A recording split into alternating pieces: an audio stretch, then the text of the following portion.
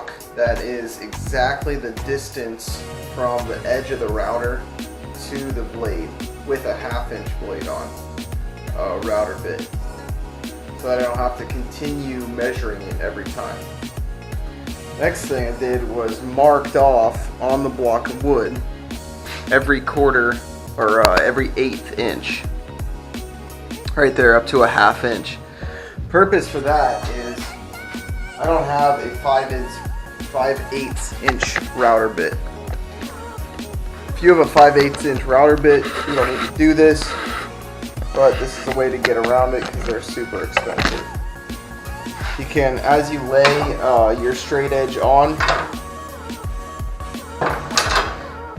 that your router is going to follow, you can lay this block of wood, cut the 1/4 inch, and then press it up to the 8 inch mark, the first 1/8 inch mark, overhang on the cut you've already made, and then clamp that down and route it once more, and you have a gap that's 5/8 inch wide.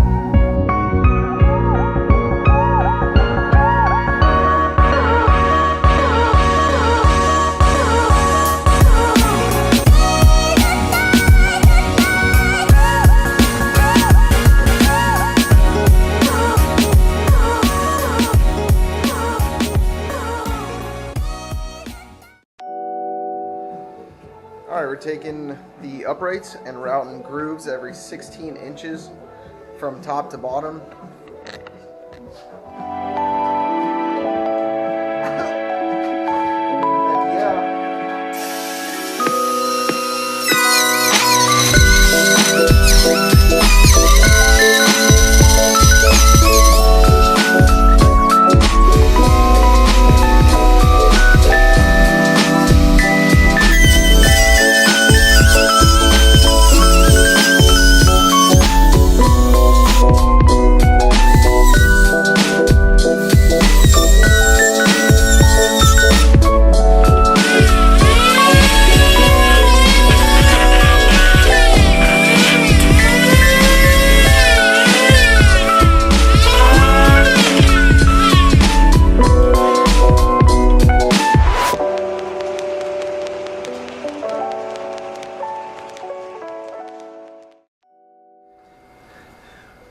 I recommend tacking the whole thing together with some nails just to assemble it, make sure everything fits straight.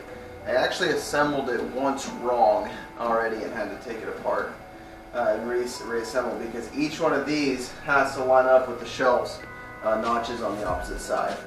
So make sure it's straight, tack it all together with some nails, and then take one end off, glue it, take the other end off, glue and nail it.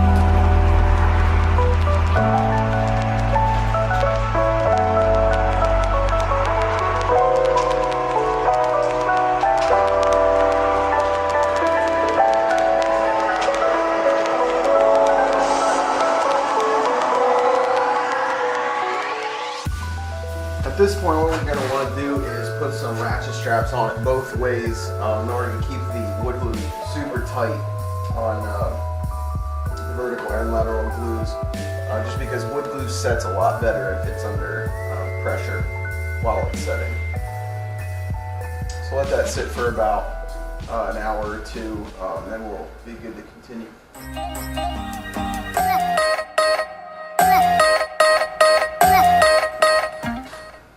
At this point, super easy. We got most of it assembled. put all the shelves in one by one.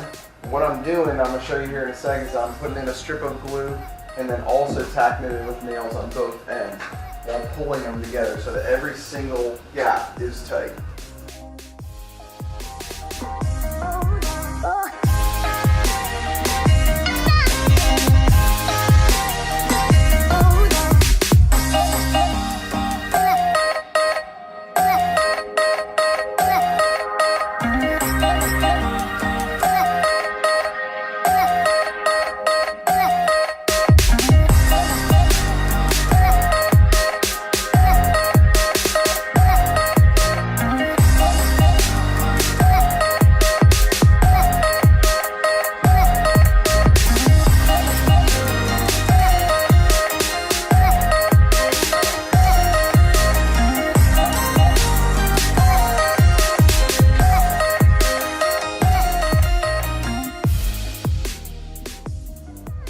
There you have it for now. I'm going to let this thing dry out, get all the glue solid, take the ratchet straps off, and then we'll put one more panel down here for lateral rigidity, and then we'll be good to paint it.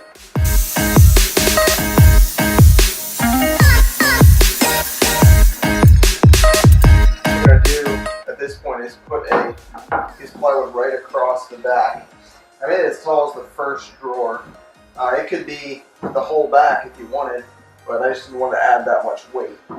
So what this is going to do, as we're going to tack this down with nails all the way around, this is going to give it lateral rigidity. So we could use small triangle pieces in the corners.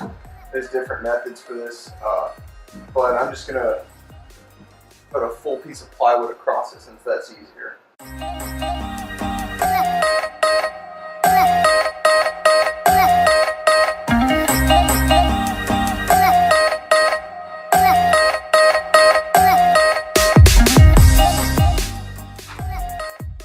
So glue's dried, everything's put together. At this point, all I'm going to do is sand down all the joints, the whole thing again, just go over it again, and then wipe it down with a wet cloth so it's ready to be painted.